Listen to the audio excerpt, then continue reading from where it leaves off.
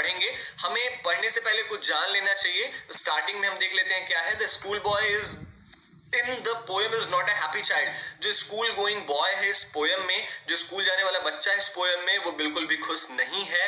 What makes him unhappy, वो खुश क्यों नहीं है। Why does he compare himself to a bird that lives in a cage, वो अपने आप को एक ऐसे पक्षी से क्यों कंपेयर करता है जो कि पिंजड़े में बंद है। या वो अपने आप को एक ऐसे पौधे से क्यों कंपेयर करता है जो कि मुरझा चुका है जब इसे खिलना चाहिए। ठीक है, तो चलिए स्टार्ट करते हैं। इस बच्चे से ही जान लेते हैं कि ये दुखी क्यों है। तो मतलब ये पूरी पोयम बच्चा ही गा रहा है। तो चलिए स्टार्ट करते हैं। I love to rise in a summer morn, मुझे बहुत अच्छा लगता है गर्मियों की सुबह उठना। मॉर्न का मतलब है मॉर्निंग, यहाँ पर शॉर्ट फॉर्म दी गई है। मुझे बहुत अच्छा लगता है गर्मियों की सुबह उठना। When the birds sing on every tree, जब पक्षियां हर पेड़ पर गाती हैं। The distant huntsman winds his horn, कहीं दूर एक शिकारी अपना विगुल बजा रहा होता है, अपना हॉर्न बजा रहा होता है। अब विंड्स हिज हॉर्न का मतलब क्या है, ये हॉर्न क्यों बजाया जाता है।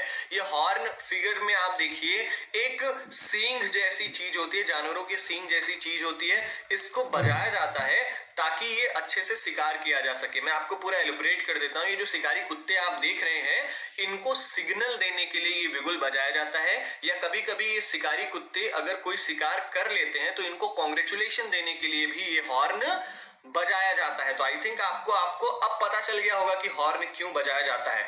चलो आगे देखते हैं। कहीं दूर एक शिकारी अपना हॉर्न बजा रहा होता है, अपना बिगुल बजा रहा होता है, और स्काईलार्क पक्षी मेरे साथ गाती है।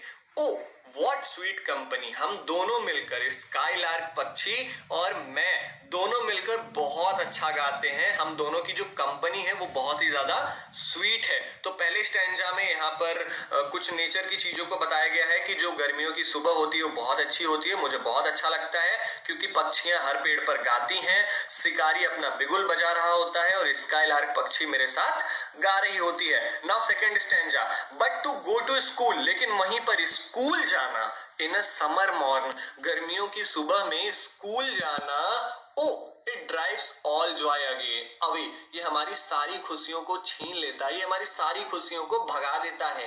अंडर क्रूएल आई आउटवॉर्न, एक निर्दयी आंखों की निगरानी में, निर्दयी आंखें किसको कहा गया है, टीचर्स जो है ना, वो क्रूएल मतलब कि ऐसा कहा गया है यहाँ पर बच्चों के लिए कि जो टीचर्स की आंखें हैं वो निर्दयी आंखें हैं। उनकी निगरानी में the little ones spend the day, जो छोटे छोटे बच्चे हैं वो अपना पूरा दिन बिताते हैं। इन साइंग एंड डिस्मे, बोर होते हैं, दुख में वो अपना पूरा दिन बिताते हैं। तो सेकंड स्टैंजा में क्या कहा गया है, कहा गया है कि इन स्कूल जाना गर्मियों की सुबह ये हमारी सारी खुशियों को छीन लेता है क्योंकि हमें कड़ी निगरानी में रखा जाता है और हम छोटे छोटे बच्चों को पूरा दिन इसी कड़ी निगरानी में, टीचर्स की कड़ी निगरानी में बिताना पड़ता है और बोर होते हुए बिताना पड़ता है, दुख में बिताना पड़ता है। Now next paragraph, then at times I drooping sit, उसके बाद बच्चा कहता है कि हमें घंटों तक, देन एट टाइम्स मतलब में बहुत समय तक, आई ड्रूपिंग सिट मतलब मुझे झुक कर बैठना पड़ता है क्लासरूम में, and spend many an anxious hour, और मुझे कई बोरियत भरे घंटे बिताने पड़ते हैं क्लासरूम में। Nor in my book can I take delight, ना तो अपनी किताबों में मुझे खुशी मिलती है, डिलाइट मिलता है।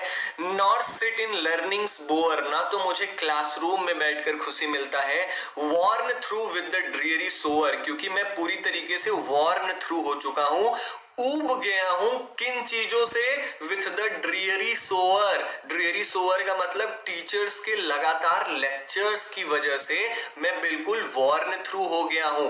ड्रीयरी सोअर का मतलब क्या है, सोअर का मतलब होता है बारिश की बूंदें, लेकिन बारिश की बूंदें तो लगातार पड़ती हैं। सेम वैसे ही टीचर्स स्कूल में लेक्चर भी कॉन्टिन्यूअसली देते हैं ना, एक के बाद एक टीचर, एक के बाद एक टीचर, तो बस बच्चा जो है इस चीज से क्या हो चुका है, ऊब चुका है, वॉर्न थ्रू हो चुका है। नेक्स्ट पैराग्राफ देखते हैं। अब यहाँ पर बच्चा कुछ पूछ रहा है, कह रहा है कि how can the bird that is born for joy sit in a cage and sing, कैसे वो पक्षी जो कि खुश रहने के लिए पैदा हुई है वो कैसे एक पिंजड़े में बैठकर गाना गा सकती है, जो आजाद रहने के लिए पैदा हुई है वो कैसे कैद में रहकर गाना गा सकती है।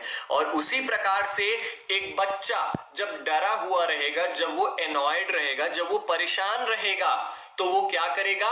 ड्रुप हिज टेंडर विंग, वो अपने नाजुक से पंखों को, जो उसके नए नए निकल रहे पंख है ना बच्चों के, वो क्या करेगा? वो उन पंखों को ड्रुप कर देगा, उन पंखों को वो तोड़ देगा and forget his youthful spring, और अपने बचपन के दिनों को, अपने खुशी भरे दिनों को, जब उसे खुश होना चाहिए, इन दिनों को वो क्या करेगा? भूल जाएगा, और बच्चा आने वाले समय में वो कभी भी अब खुश नहीं रह पाएगा अगर वो डरा हुआ रहेगा, अगर वो एनॉयड रहेगा। समझ गए? अब लास्ट पैराग्राफ है हमारा, O father and mother if birds are nipped. यहाँ पर पूरा ये कहा गया है, आप मान के चलो इस पूरे पैराग्राफ में बात तो हो रही है बच्चे की, लेकिन एग्जाम्पल लिया गया है पौधे की। आपको कहीं कहीं लगेगा कि पौधों की बात हो रही है, क्योंकि बर्ड्स क्या होते हैं? प्लांट्स में होते हैं।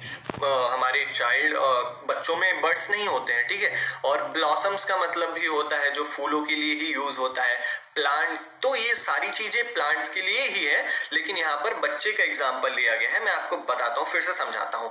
ओ फादर एंड मदर, ओ माता और पिता, इफ बर्ड्स आर निप्ड, अगर हमारे नए नए खुशियों को, जैसे जैसे प्लांट्स के जो नए नए उग रही पत्तियां हैं, नए नए उग रहे स्टेम्स हैं, अगर उनको तोड़ लिया जाएगा और उनकी खुशियों को छीन लिया जाएगा, और अगर नाजुक इन इन टेंडर प्लांट्स को, इन नाजुक पौधों को दूर रखा जाएगा, ऑफ देयर जॉय, उनकी खुशियों से दूर रखा जाएगा, कब? इन द स्प्रिंगिंग डे, जब इन पौधों को खिलना चाहिए, जब इन बच्चों को खुश होना चाहिए, जब इन बच्चों के खुशी के दिन है, तब इन्हें अगर खुशियों से दूर रखा जाएगा, और उन्हें क्या दिया जाएगा? और उन्हें क्या दिया जाएगा? सॉरो, दुख दिया जाएगा, और उन्हें केयर्स, डिस्मे का मतलब भी दुख होता है, अत्यधिक उनकी देखभाल की जाएगी। अगर उन्हें बहुत ज्यादा रोक टोक किया जाएगा, तो how shell the summer arise in joy,